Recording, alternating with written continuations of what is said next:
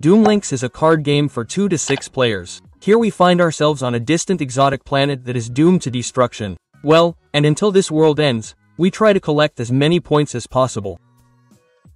First of all, the catastrophe cards have to be sorted out from the age cards. The remaining age cards are shuffled thoroughly and 3 piles of 3 cards each are formed. The catastrophe cards are also shuffled thoroughly and one of them is placed randomly on each of the 3 piles. These are now shuffled independently of each other and then placed on top of each other. The Birth of Life card is then added to this prepared pile. This pile is now placed in the middle of the table where everyone can easily reach it. Then each player takes one of the gene pool cards, these are the ones with the numbers on it, and places it in front of them with the number 5 facing up.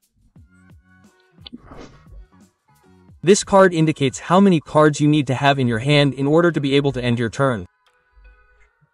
Depending on what you are asked to do, you have to turn and flip them accordingly.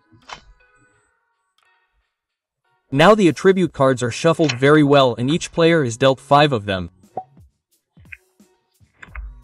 The remaining cards are placed face down in a pile next to the age cards.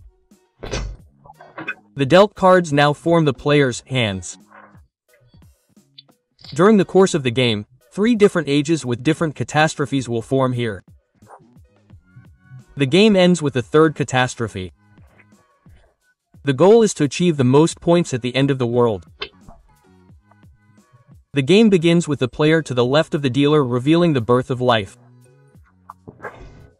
Each of the cards prompts players to perform different activities. These must be carried out. Once all players have carried out the effects, the next card is revealed. When it is your turn, you play attributes from your hand face up in front of you. These form attribute piles with which you earn points. However, some of these attributes have special effects or instructions. At the end of your turn, you have to stabilize your cards again using the gene pool. If the gene pool shows a 5 and you have more cards, you have to discard enough of them to have the corresponding number in your hand. The same would apply if you now had fewer cards. Attribute cards of different categories. These can be identified by their different colors. Incidentally, they are placed in such a way that the number below can be seen during the rest of the game. As already mentioned, 3 different eras are played, i.e. 3 rounds. Disasters affect all players. First, there is a gene pool effect, a disaster effect, and in the 3rd and final round, an apocalypse effect. However, this only occurs in the 3rd and final round. Up until now, the player to the left of the dealer has revealed the eras. Now, however, it is the player to the left of the player next to him. He opens a new era after the disaster.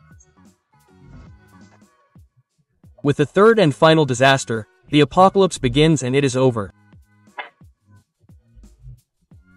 First, each player implements the effects again and then the apocalypse effect. All effects with this symbol on the cards below are resolved. Then the scoring begins. The value of the individual cards initially determines the points. By the way, this compass needle stands for 0. Cards with this symbol also indicate special credit ratings. And whoever has the most points at the end has won the end of the world.